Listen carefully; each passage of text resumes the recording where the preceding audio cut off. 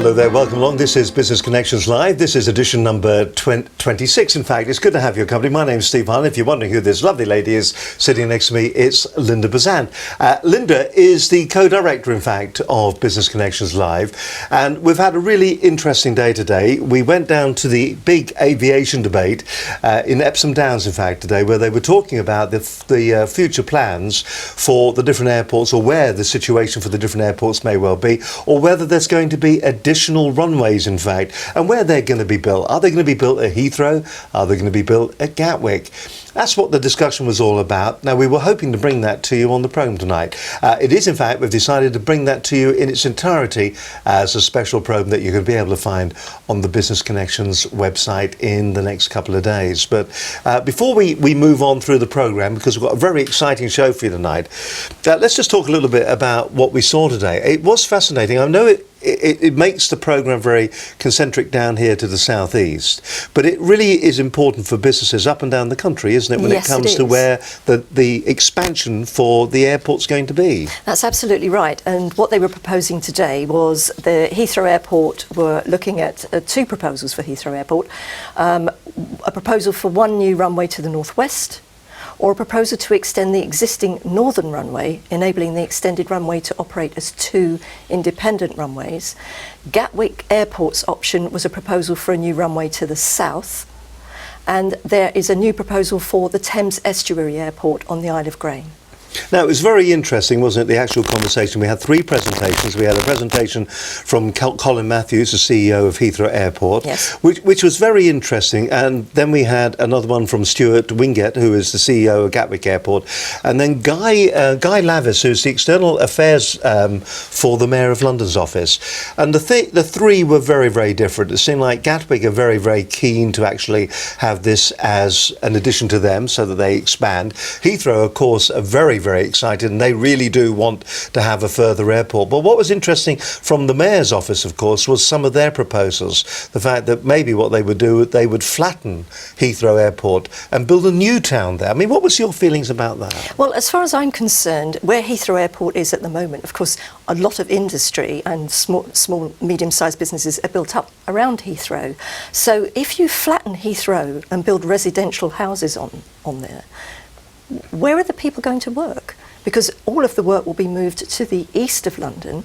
And of course, at the moment, the reason that people actually live in the west of London is mainly because of the airport, because that's where all the work is. And that, of course, is exactly what the proposal from Heathrow was based on, wasn't it? The fact that Heathrow is there, yes, it's actually generating jobs, it's generating business in the Thames Valley and, in fact, in the southeast. And it's because of Heathrow that a lot of that growth is actually taking place. I must admit, there was a discussion that we had as we were driving back from it afterwards, and we kind of said that maybe a high-speed rail link between Heathrow and Gatwick Airport, build an additional runway at each of those two airports, yes, and all of a sudden you've got a super hub, haven't you? Exactly, and also with all of the rail links out of Gatwick, they can go all over the country. It doesn't make it south-centric anymore. And that's really what was so interesting about the actual morning. If you were there today, it was a fascinating opportunity to find out exactly what the plans are when it comes to what's going to be taking place down here in the southeast. But as I said, we're not just concentric to the southeast, because what happens in London, or what happens to London Airport, will actually affect absolutely everybody up and down the country. Because being a hub, you've got to have flights going in and out. Obviously, it's going to affect the capital, because there's going to be an increase in flights if it is an expansion at Heathrow Airport. If it's an expansion at Gatwick Airport, the actual feeling, or the consensus of opinion, particularly from the people who are proposing the plans, it seems that they are flying actually over ground that's not going to be affecting anybody. And the big talk at this particular meeting today was all about noise and the environment, and that's what people are really worried about. I suppose there are other considerations, though, that people have to take in when it comes to expanding the airport. Yes, that's very true. I mean, for some of the example questions that came up today, some of the local SMEs were concerned that if one of the airports actually got the permission to expand, how did that affect local businesses? Would local businesses be invited in as part of that build? And they were given assurances that yes, they would be. I think the other thing that was interesting as well is the fact that Heathrow and Gatwick are competing with each other now, whereas before they were all in the same stable, they were all BAA. Yes, that's very true. So it was an interesting debate. If you haven't had an opportunity to find out more about it, it was all organised by the Surrey Chamber of Commerce. We had Louise Punter, of course, on the programme last week. It's going to be on the website. We'll give you the address of that. You'll find out details about the actual thing. And of course, what we're also going to do as well is we are going to bring you the entire debate in all its entirety, mistakes and all. It's all going to be there online, and you'll be able to find out, you'll be able to hear the representatives, as I said, Colin Matthews, Stuart Wingett, and also Guy Levis, wasn't it? Guy Levis. Yeah, and we've also got interviews with them exclusively for us here at Business Connections Live. The whole debate was chaired by Dr. Adam Marshall, who is the Director of Policy and External Affairs at the British Chamber of Commerce, and he was a really good chair, kept them all in check actually as the proceedings went on. Anyway, that's what we were up to today. We'd like to apologise as well for being just a teeny weeny bit late today, but we do have a great show lined up for you. Now, you'll be surprised, maybe not surprised, but one of the most popular programmes that we've produced over the past 8 months or so has been our programme on how to maximise your impact, how to make absolutely certain you're getting the most out of LinkedIn. And tonight we're going to be featuring some of the highlights. Over 1,000 people have already viewed that. If you want to be one of them, well, we're going to give you some of the highlights of that programme tonight. But before we join up with Steve Mills, I'll tell you what we'll do. Why don't we have a look at what happened on last week's edition of Business Connections Live.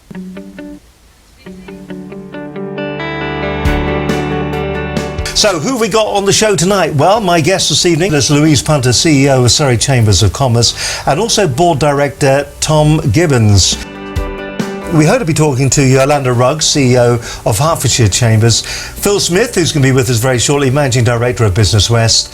It's one of the beauties of Surrey businesses, they're so diverse. One of the challenges of that is the way they communicate is so diverse.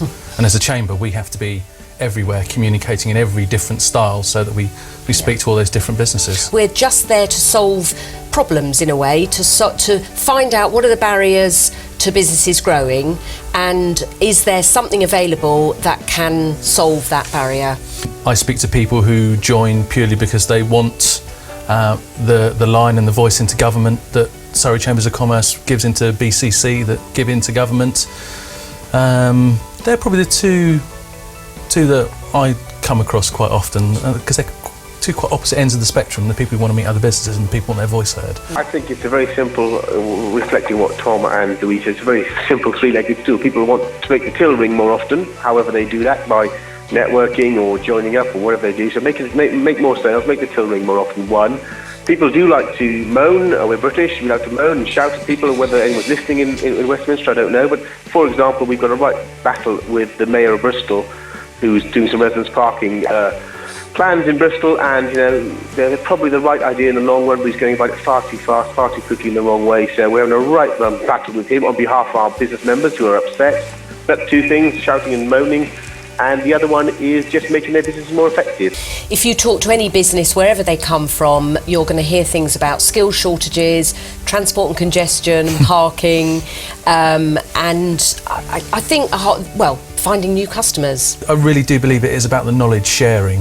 It's about the experiences that other businesses have, and whether that's done in face-to-face networking or whether it's done through other forms, it really is. Part of the reason I joined was to learn from the other people who are here, the successful businesses that are in the membership. Well, in Hertfordshire, we have 55,000 businesses, of which over 40,000 actually employ less than 2 people. So there's a hard job trying to get out to as many businesses as possible and really understand what's the vital ingredient that they need to support business growth. But the key thing we find is they need signposting, and we very quickly can find the right people to signpost whatever the requirements. So whether it's in skills or putting them in touch with organisations to provide work experience, apprenticeships, finding access to finance, alternatives, all sorts of things. We have the access to the right people at our fingertips. We've been working on apprenticeship referrals, and I don't think an event ever goes by when we don't say every single person in this room should be considering taking on an apprentice. We've had 3 ourselves go through the chamber, so we absolutely, and you've had and you've had some as well, Tom. We've got 2 apprentices at the moment, and that's off the chamber lead of. It's all about getting involved. If you want to get involved, Surrey Chamber of Commerce is the place to do it. I'd actually put something a little bit different to what Louise said and throw that challenge that I mentioned earlier to anybody who has been part of a Chamber of Commerce or has left or has avoided being part of a Chamber of Commerce. Get in contact with me, LinkedIn, Twitter, @CMMobileTom with an H in it, a bit strange. Get in contact and let's talk about it, and I'll show you and I'll introduce you to people who probably thought the same as you 6-12 months ago, and come along and get involved. It really is worth it. So if you've been thinking of finding out about what happens at the local chamber, do come along, talk to us, and I think you'll be surprised. If you've got any issues that you want to find out about, if there's the question that you've been dying to ask somebody but didn't know who to ask, whatever it is, bring it along to the chamber and we will talk to you. Ring us on 01483 735 540 or go to our website www.surrey-chambers.co.uk. But ringing us is probably the best thing. We'd love to hear from you.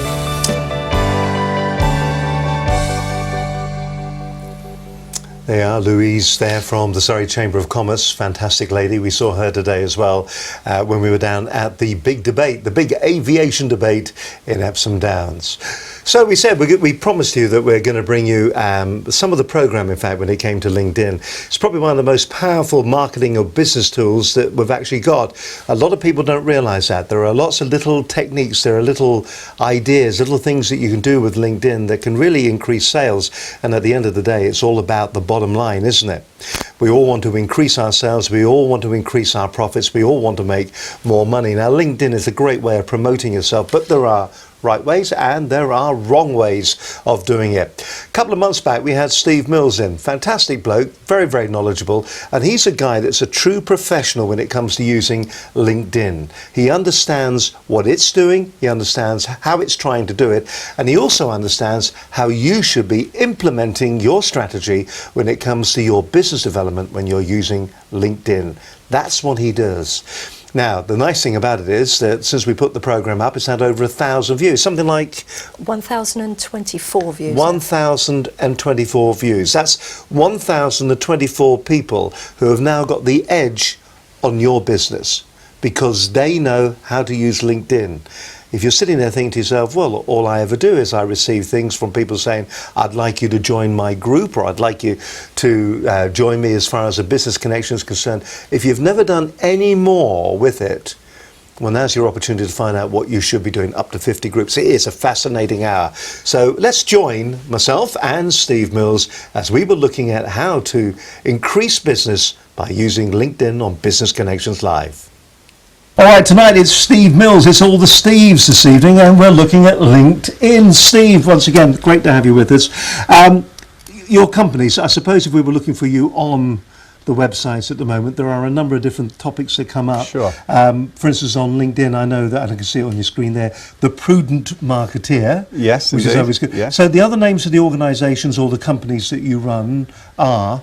Well, I've set up a website which is called the LinkedIn Academy, and basically the purpose of that is to train people in how to use LinkedIn, because most people that I meet are on LinkedIn. Virtually, there's 14.5 million people just in the UK. I think the figures currently are 238 million people worldwide.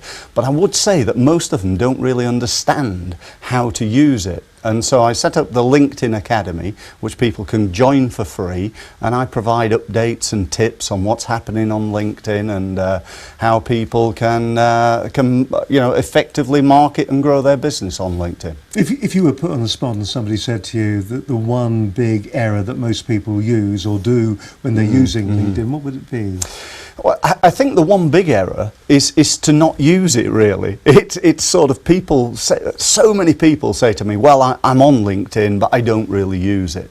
It's almost, how LinkedIn works is, it's like a networking website. So if you join the Chamber of Commerce and never turn up to a meeting, you're probably not going to win any business. And so you've got to turn up to LinkedIn. But I'd say probably my number one tip, if you really pin me down, is to be consistent on LinkedIn, to be on there on a regular basis. It's no use going on there once a month and spending a day.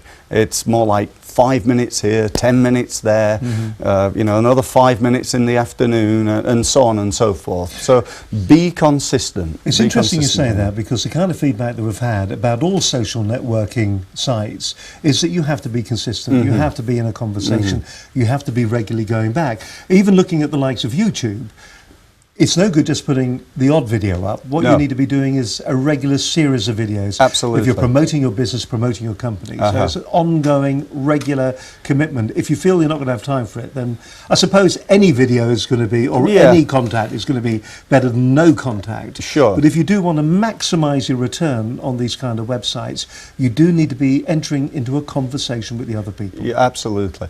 People often say to me, how much time should I spend on LinkedIn? And my answer to that is always the same. It really depends on what you're looking to gain out of LinkedIn. Is that £1 million worth of business or £50,000 worth of business? Because you're going to need clearly a different strategy for those two objectives. So, you know, it's very important to make sure that you take action, but obviously then to know what action to take is the next key. All right, then let's get down to the nitty-gritty. Okay. You've got your actual LinkedIn site sitting there on the laptop at the moment, so if we can have a look. If you can just talk us through the actual site itself and just give us a little bit of background about the key things, like when you're putting this together, what you should be doing. We can see it there, Steve Mills, the prudent marketeer. And I noticed there as well that you were using LinkedIn as well today. You were telling people that you were going to be on the programme tonight, which is fantastic. So thank you once again for that. That's but just talk us through, for people that haven't seen it, just talk us through the page. Okay, so the page that you can see right now is my personal Steve Mills page. And being a networking website, this is really paramount. So setting up what I call an effective personal page is absolutely essential, with a decent quality picture, good headlines. If I scroll down here, I can easily show you where I've got loads of videos and things like that. I've got all my skills and my endorsements on there. I can show you all my testimonials that I've won, and so on and so forth. So there's a whole that's range. A page and a half, isn't it? Absolutely. It goes on forever. Yeah. But I'd also say that one of the important things also these days is having a company profile. LinkedIn hasn't been very good, I don't think, in really recognising the importance of the company profile.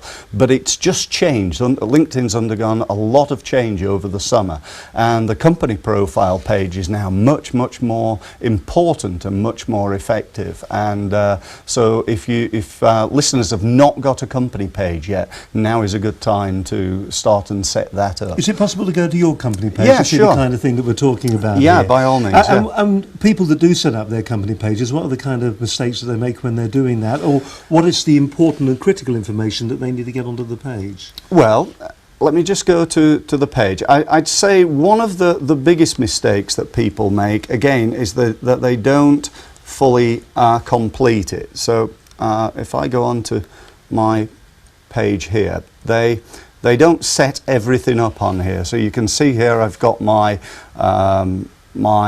profile set up. I've also here, this is the big advantage here, I've got my products set up.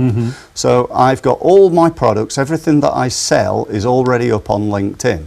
So here, for example, is a LinkedIn workshop that I'm running, and I can go in here and see the little button here, the share button. I can click on that, and what I can do now is say something like, take a look at, I'll just say take a look at this for now, just for ease. You see here I've linked my LinkedIn with Twitter, so I'm also getting this pushed out through Twitter as well. But see this little button here? This is really, really important, and not 1 in 100 people who come on my workshops know about this little trick. By clicking that little button there, it's called Post to Groups. Yes. So what I have to do here is I go through and I highlight the various groups that I'm in. And I type B and so on and so forth, and obviously I'm not going to go through right the way through the alphabet, but if I had the time now, I would certainly do that. Now, what's happening here is I'm going to be able to send this message, this product, if you will, out to all my LinkedIn connections, which is 1,800 people, all my Twitter connections, which is 30,000 people, plus all the people who are in my 50 groups. You're allowed to join 50 groups on LinkedIn. That's incredibly Absolutely powerful. incredible. Guess how many people that comes to? Give me, I have no idea. 1.5 million people. It doesn't take very many people to respond to anything, does it? Well, you know, you're only going to get a very, very small percentage of inquiries. But I can now send a marketing message out to 1.5 million people in probably less than 10 minutes for absolutely no cost whatsoever. Now, I'm old enough to remember when I wanted to send a marketing message out to 1,000 people, that involved 1,000 stamps and 1,000 envelopes and the afternoon licking and stuffing envelopes. And I can do that on LinkedIn now for nothing in less than 10 minutes. And most people don't actually realise that, nor do they do it. Well, that hint alone has got to be that's it. There's no more show. That's the only one you need to know. Thank you very much for watching. Good night. But I mean, well, sure, there's got to be. I mean, I'd never known that. Didn't realise you could do that. For instance, if you look at Facebook, it's very difficult to actually send a message to all your Facebook friends, isn't sure. it? All in one go. Yeah. But here on LinkedIn, you can actually send it to the people that you are connected with, and to these different groups. And to all the groups, yeah. And it just shows the power of having those groups there, doesn't it? Groups is actually probably one of the most underutilised, fantastic opportunities right now on the internet, let alone on LinkedIn. It's just an awesome opportunity, and most people don't realise how to use it.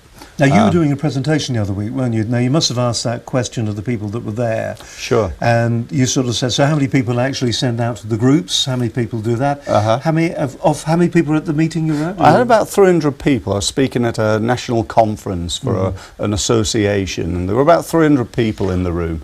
And I started my talk by asking, how many people are on LinkedIn? And virtually everybody in the room put their hand up. I then said, okay, so how many people are on LinkedIn pretty much every day? You're doing stuff, you're commenting on groups, you're growing your business, growing your database, growing and improving the quality of your connections. And about 25 people put their hand up. So I asked one more question. I said, okay, so who's actually winning business? They actually win business on LinkedIn. And you know, the same 25 people put their hand up. And I said to everybody, look, that is probably the most important lesson I'm going to teach you. If you use it, it works. If you don't, it doesn't. If you join LinkedIn, sit back and do nothing, it's probably not going to win you much business. You've got to be on there, you've got to use it, and very importantly, you've got to know how to use it. In my workshops, I teach 44 different ways of growing your business on LinkedIn. And I think most people probably use 2 or 3 different ways, typically.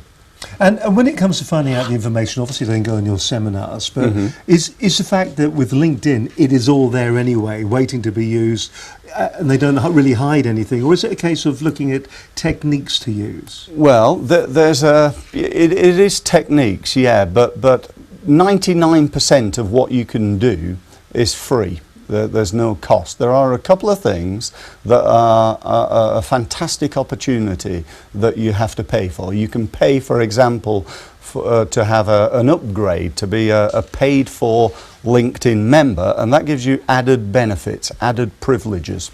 Now, are you a paid-up member? I am, yeah. I converted a little while ago to be a paid-up member, but for most people, if they're just starting off or they're just getting going, they don't need that. There's lots they can do without paying the money. It's almost once you get to a certain level, then, you know, once you're making money on LinkedIn, then go and invest a small fraction of that money back on by becoming a member. So the things that are important so far then are make certain that you set your company profile up properly, yes, and completely for that matter. Yeah, and your personal one, your company, so both of them together. Yeah. And then the next thing you need to do is you need to understand that if you've got a product, you can put it on LinkedIn. Yes, indeed.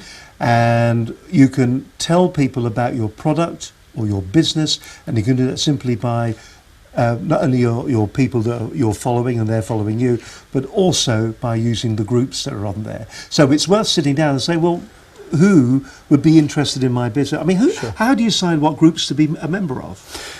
Again, that's a really good question, because a lot of people join the wrong groups. You see, now I've joined all the editing groups. Yeah, you're a prime example. Video editing. We use, and there's no secret about it, we use a new tech product here to do our live switching and streaming that we're using right now. I've joined that group too, and it's those kind of groups. So, am I sort of looking to inward? Should I be looking more outward? Yeah, absolutely. You need to join groups that are members, whose members are your target market. I was talking the other day to an accountant and looking at his LinkedIn, and he's a member of loads of accountancy groups, which are full of accountants. Now, okay, that's great if you want to share best practice, find out what's happening, network with your peers, all those sorts of things. But if you want to win business, then, if I was an accountant in London and my target market was hotels, I'd go and join hotel-based groups in London. Now, you would not believe the diversity of groups on LinkedIn. There's 2.2 million groups on LinkedIn, and you're only allowed to join 50.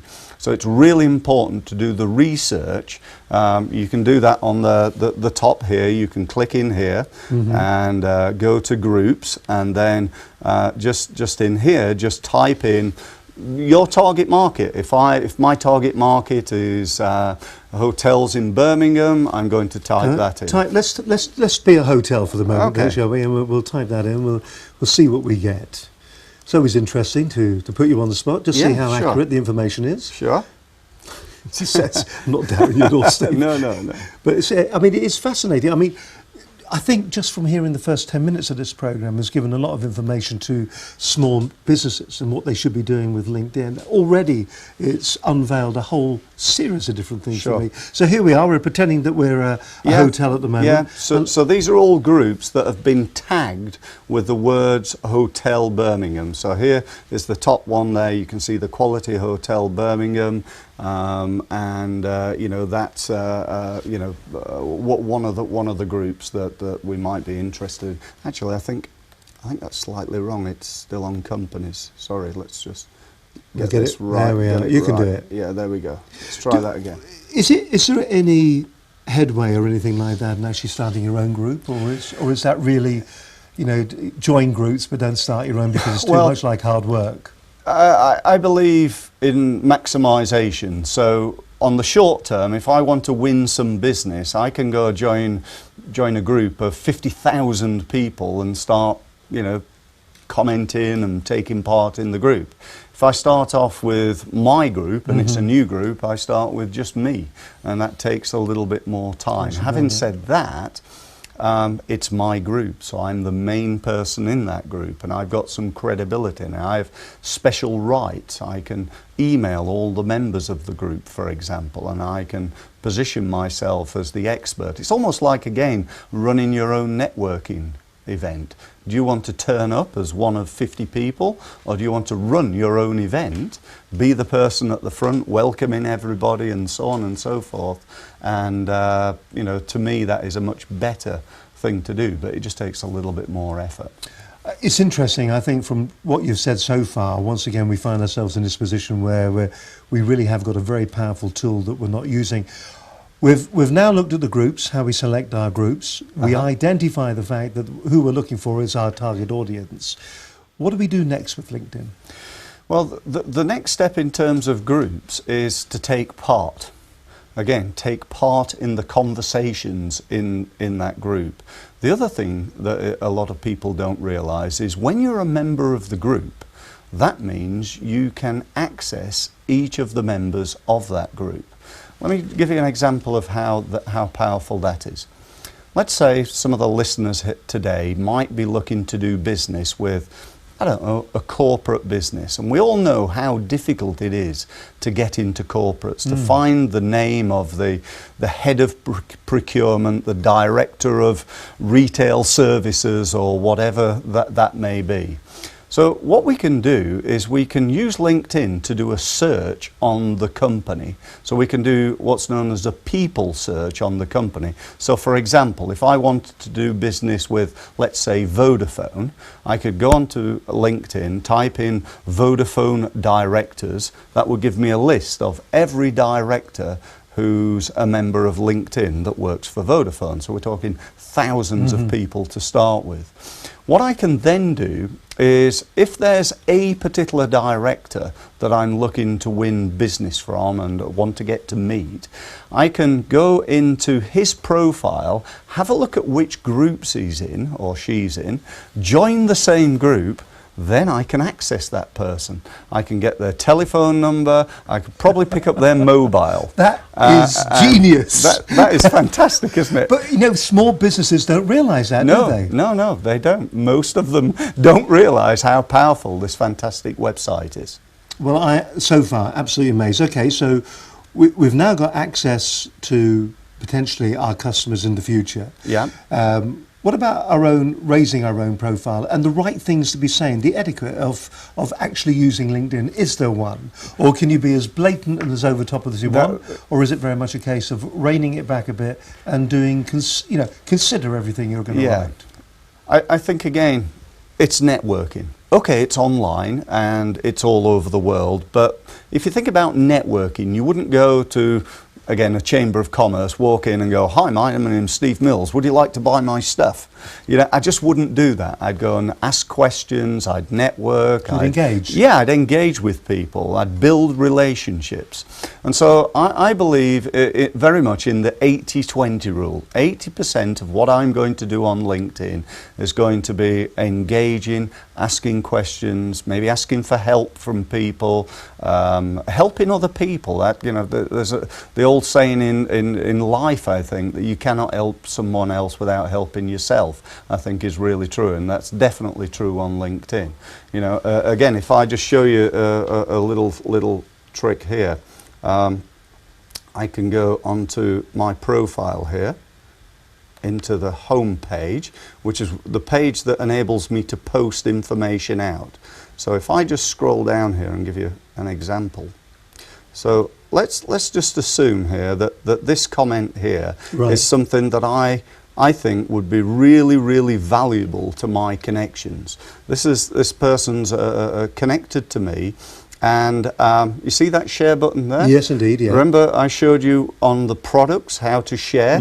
Well, I can share either my comment here or one of my connections comments. So if I go in there, once again, that pulls up, I type something into here, I then go into post to groups, and I send that out through Twitter. If I shared that now, and then my next step is to send my contact through here a message. And that message goes something like, "Hi Naomi, Steve Mills here.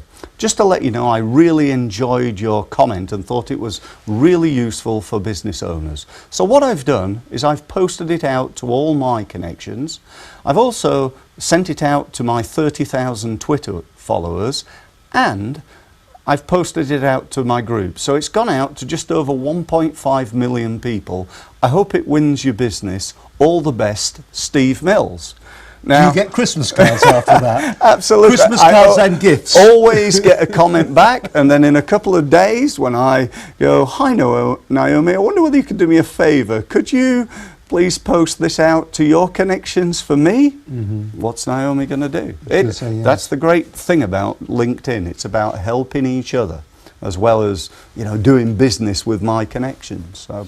So I would imagine. I mean, we started off and we kind of sort of said there were major mistakes that people do, and the biggest mistake was that they'll go onto LinkedIn and they won't actually put the time into it. They won't invest their time to get the returns that they're looking at. And already in half an hour, we've seen a number of different techniques that we can use to.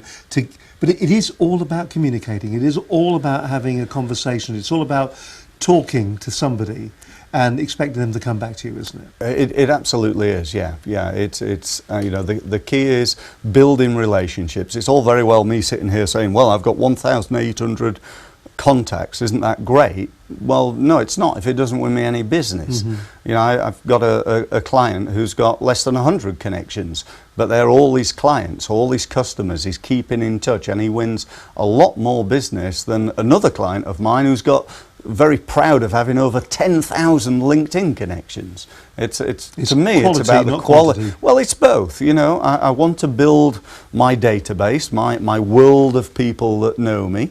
But I also want to build the quality of those relationships, and that, to me, business is about relationships. You know, people, I've been saying for years that people buy from people that they know, like, and trust. That's what you've got to get in business, and LinkedIn is a fantastic tool for that. It really is. Which is exactly the same techniques that you're going to be using as well when you're doing sales. Now, I'm hoping we're going to be able to bring the business news to you in just a few moments' time.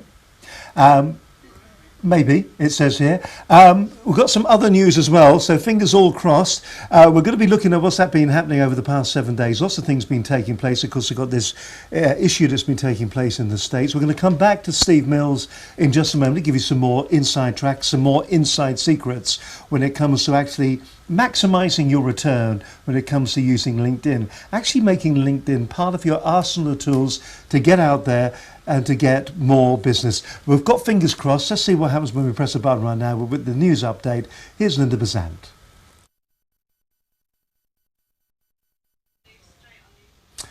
Well, we crashed and burned on that one, but no worry. We'll see if we can bring that to you a little bit later on in the programme. All right, let's move on to the next technique, or the next secret that we're going to unveil.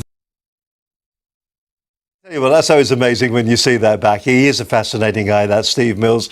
Absolutely incredible, and so informative as well, for that matter. If you are looking at using LinkedIn at any stage in the near future, the whole program is really one to write down and to reference. Can't believe that just happened. Okay, let's move smartly on. As we said, we were down at the big aviation debate today in Epsom Downs. The speakers down there, the CEO of Heathrow Airport and the CEO of Gatwick Airport, and also the external affairs lead for the Mayor of London's office for the aviation programme. And that programme is going to be a special that's going to be on Business Connections live on our channel. We won't be putting it out as a programme, but it's going to be sitting there so that you can actually watch it if you want. All you've got to do is go to Business Connections Live. That's www.businessconnectionslive.com. And don't forget, if you do sign up with us, if you become a member of our exclusive little club, we'll send you a very special free gift. It's 14 great techniques to improve the responsiveness of your YouTube videos. Now, if you're not using YouTube for your business, then you really, really should be. So listen to all this advice that we're giving you. LinkedIn, YouTube, it's all there. If you want to make your business successful and you want to raise your profile, you want people to come battering all the way up to your door and buying whatever it is you've got to sell, services, products, whatever it is, then Business Connections Live is a great ally, a great tool to have in your toolbox when it comes to putting great programs and projects together. All right then, let's look back at what's been happening over the last 7 days. Some interesting technical stuff and some interesting stuff coming out of the government at the moment. So with this week's business news, here's Linda Bazant.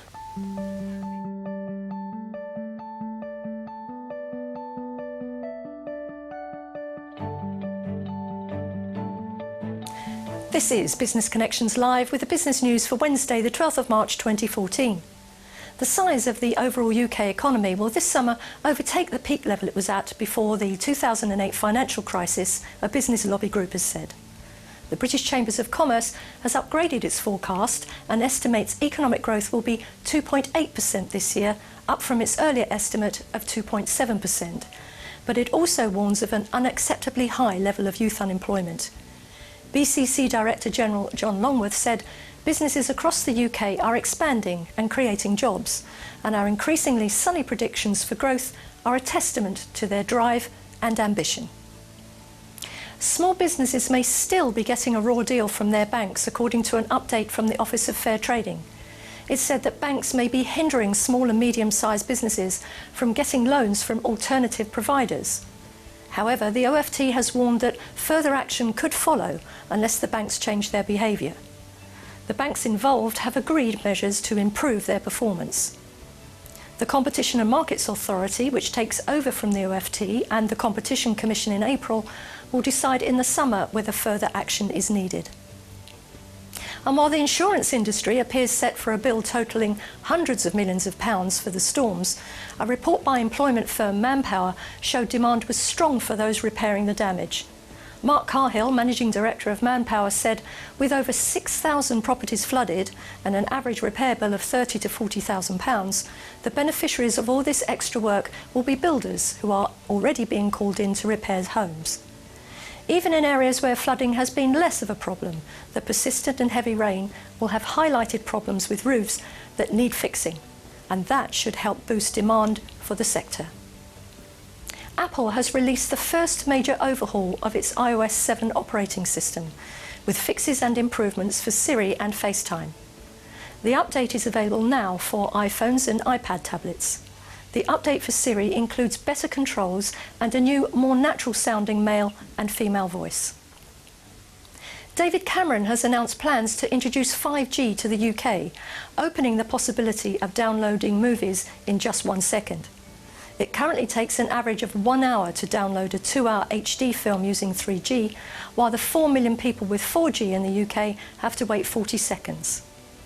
5G technology does not currently exist, but its creation is a step closer after Mr. Cameron announced the UK would collaborate with Germany on the next generation of wireless internet. And if you have any comments or views on these or any other stories, please contact us on all social media or email studio@businessconnectionslive.com.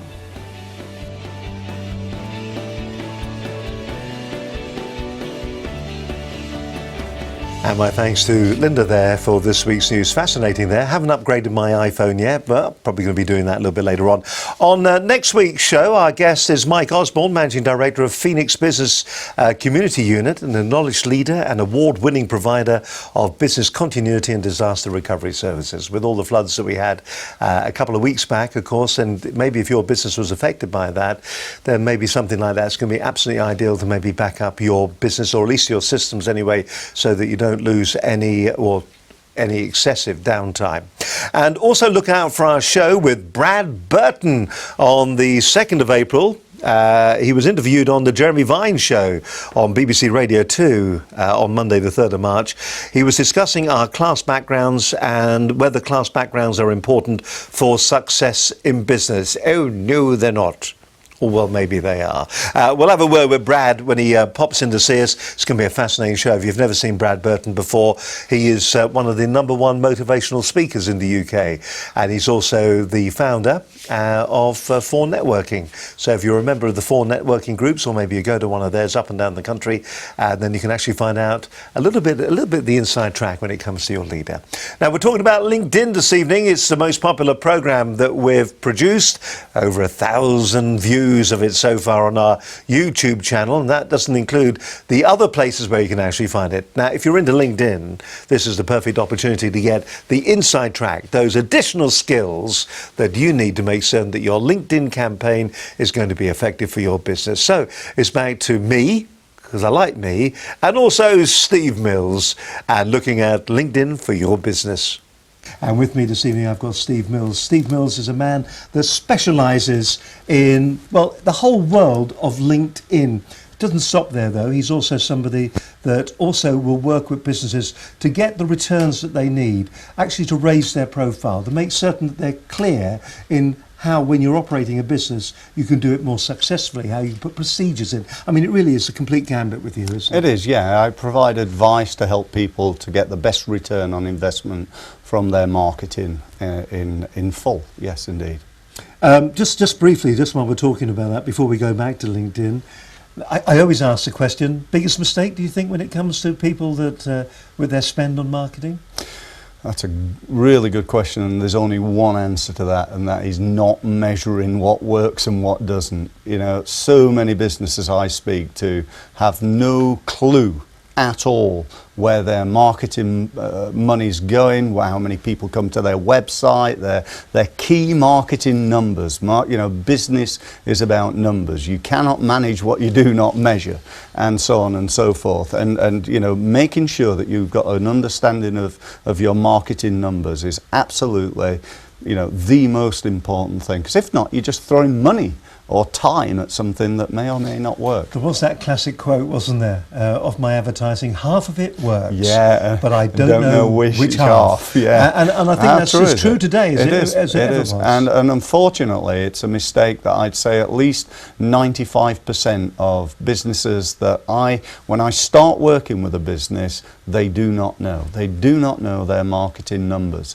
And it's costing people money, and we only have to look at the stats about business failure. It's definitely one of the reasons businesses fail, because they don't measure their marketing. Just goes to show, doesn't it? All right, let's go back to LinkedIn, which is the prime subject that we're talking about this evening. Targeted advertising is where we're going to go to now. Tell us a little bit about this, because it's something that I've never ever used. Okay. Just explain a little bit of the background behind targeted marketing and why it's so important to small businesses.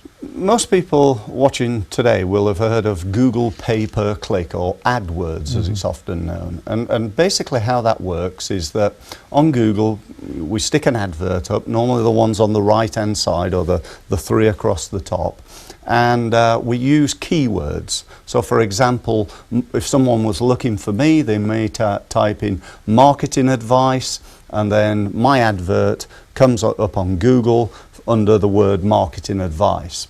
LinkedIn have sort of the same thing. They have what's known as the pay-per-click advertising, but it works very, very differently. It's profile generated rather than keyword generated. So explain that a little bit more then. The easiest way for me to do it would be to once again to show you, if that's okay, on LinkedIn. Fire away. So you can see here I've set up an advert. I've called it just for the purposes of today a test advert. I've uploaded my web page.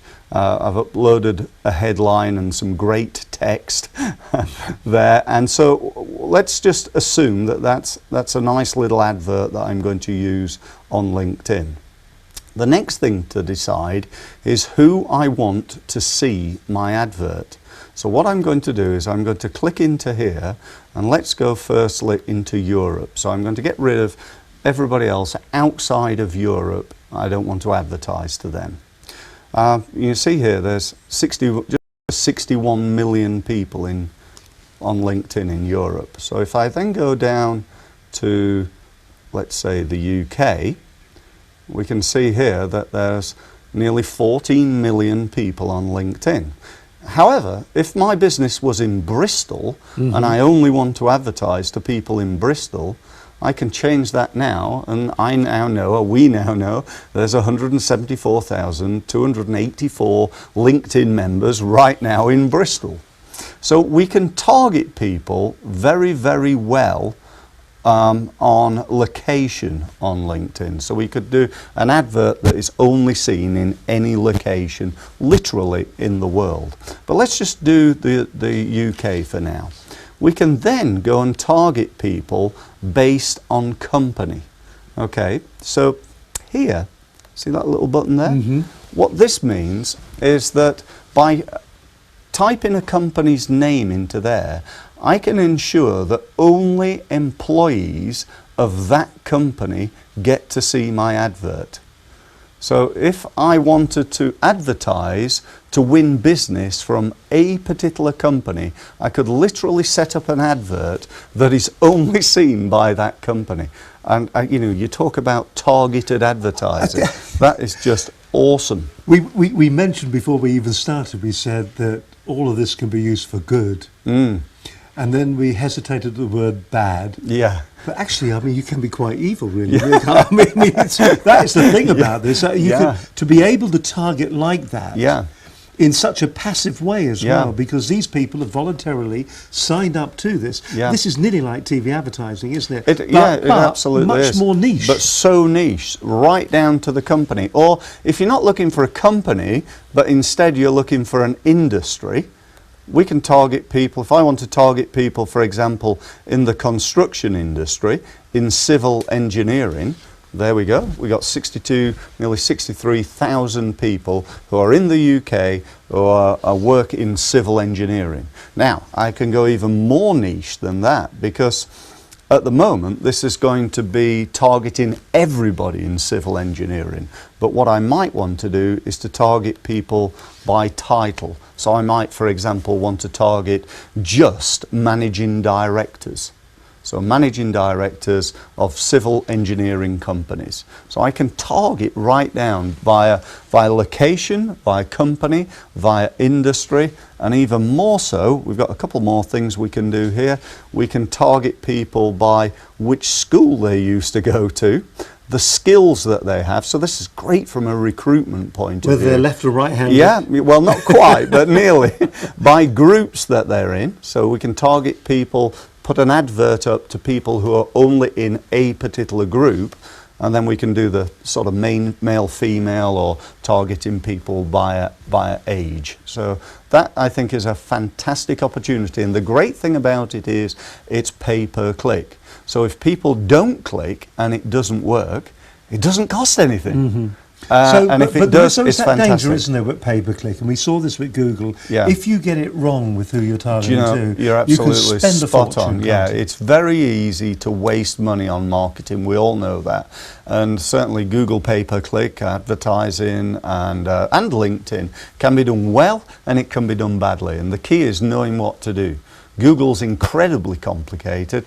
I think LinkedIn's quite easy. I think I can teach people in 20 minutes, half an hour, exactly what they need to do to market themselves effectively. One thing is really important, and that is that you set yourself a daily budget. Mm-hmm. Okay, so you don't want to set this advertising up and then get 20,000 clicks at $2 each on the first day. No. That might be a bit scary. So it's very important to make sure that you set up a daily budget, and that can be as low as $10.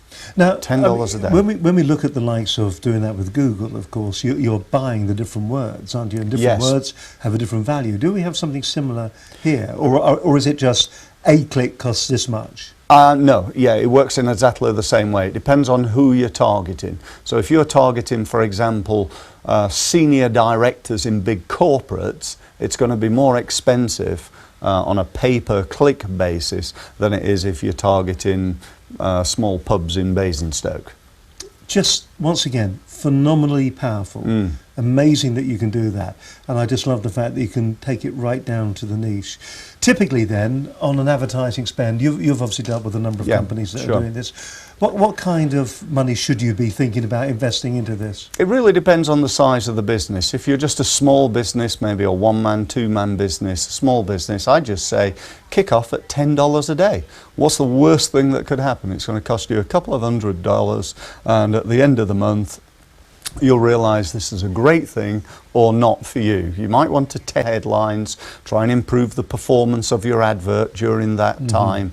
But it's a low risk. If you're a larger business, then maybe you're going to throw a few £1,000s at this and see how it goes from there. But the important thing, again, going back to your first question a few minutes ago, is to test and measure what's working. The key measurement here is how many clicks does it take you to get an inquiry. That's the important measurement. And of course you're going to get that statistically coming back to you. All that information's there. So I know that in the last week I've had 200 clicks and I've had 2 inquiries, therefore I know that each one has cost me £100 and that's generated £5,000 worth of business, let's say. So that's okay. That's good and that's business. the whole thing, isn't it? It is understanding that it is an investment into the business to get a return. Yeah, absolutely. But the great thing about some of the technology these days is we can measure it fairly easy. Google pay-per-click is very, very measurable. Google Analytics is a great way of measuring everything on your website, how many people are visiting the site, etc. And LinkedIn the same. We can measure how many connections, how many groups, how many posts, how much business we've created, and so on. I mean, Just amazing what you said, but I do feel we've scratched the surface just a teeny weeny bit. We're actually nearly running out of time, which is just very surprising because it has flown by the last 60 minutes. If you had to maybe give your top 3, top 5 tips, straight down the camera lens. Okay. We've got somebody, he's sitting there watching, or she is sitting there watching. She's got a business, he's got a business, and they really want to utilise LinkedIn effectively, cost effectively, and to actually drive business for them. Would you be able to do that for us right now? Yeah, sure. Well, there's the camera right over there, number 3. Okay. Look straight down that lens, give it everything you've got.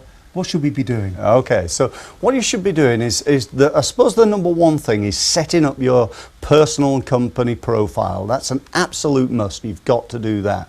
Once you're doing that, get on to LinkedIn and start using it. You know, what's the worst thing that could happen? You know, the answer is you might win some business. So get on there, get using LinkedIn and use it in a consistent manner.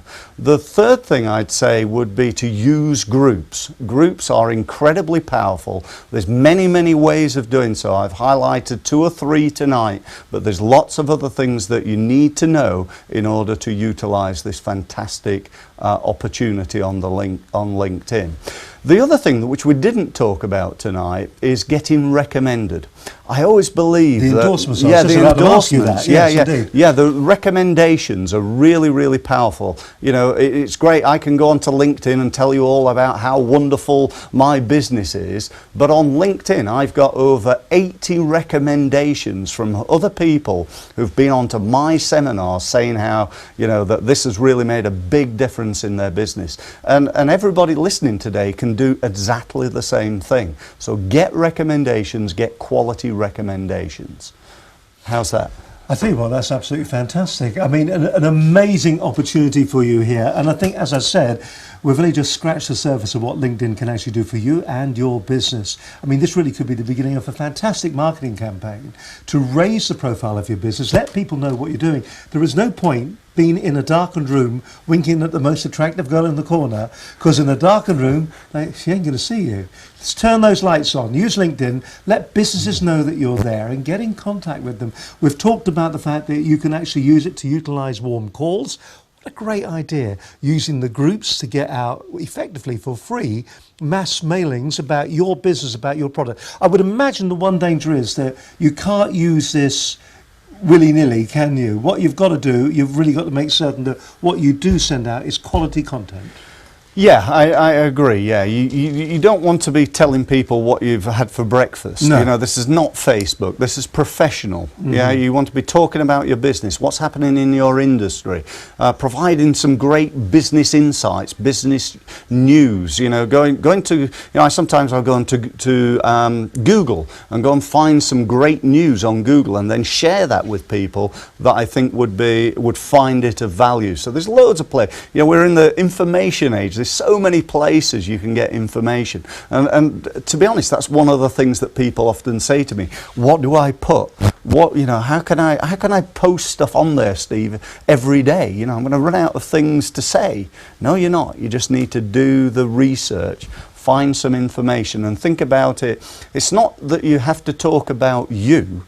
You have to talk about what is of value to your connections. So again, if my connections are hotels in London and I'm a cleaning company working in hotels, they're not going to be interested that much in cleaning. What they're going to be interested in is what's happening in the hotel industry and what are the figures like? How many people came to London last year and what's the projections for next year? And if I find that information, they're going to think, wow, what sort of amazing cleaning company is this? They're providing us with all this info, and how valuable is that? Absolutely. And that's a real key. You just got to remember that when you are actually doing it. Last question then, and then we're going to be on our weary way home. The last question to you, next big event that you're doing, where's it going to be? If they want to find out details of your ongoing events that you're speaking at, where should they go? Okay. My next event is on the 26th of November It's in Bracknell. It's a full day. It's a full day on how to use LinkedIn to grow your business. If anybody wants to book onto it, if they go to thelinkedinacademy.com, they can do so there, or they can call me on 0118 930 5700. I tell you what, fascinating bloke. Actually went to that particular training course that he was talking about there. It was a very interesting day. A whole group of people around me who thought they knew how to use LinkedIn, and as it turns out, they didn't actually know to use LinkedIn at all. It is a fascinating day out. If you get an opportunity, do watch out for Steve Mills, the prudent marketeer. On the next week's show, we've got Mike Osborne. He's the Managing Director of Phoenix Business Community Unit, an acknowledged leader and award-winning provider of business continuity and disaster recovery services. And don't forget, on the 2nd of April, look out for a fantastic show. If you're part of the 4 networking groups, or if you've heard of him, he is a motivational speaker, Brad Burton. He's going to be with us on the 2nd of April. He was interviewed recently on the Jeremy Vine BBC Radio 2 programme, in fact on Monday the 3rd of March, discussing our class backgrounds and asking the question, are they important for our success? Well, we'll be asking some other questions, maybe how you can promote and develop your business and make it a big success. That'll be on a future edition of Business Connections Live. Listen, it's been a real hoot. Don't forget, do go onto the website and do register for those free booklet on 14 great techniques to improve the effectiveness of your YouTube videos. You know, start promoting your business, get out there and sort it all out. Listen, from me, Steve Highland, and the rest of the team, do stay in touch, do sign up, do subscribe to our YouTube channel. Until next week on Business Connections Live, this is Steve Highland saying bye for now. Bye-bye.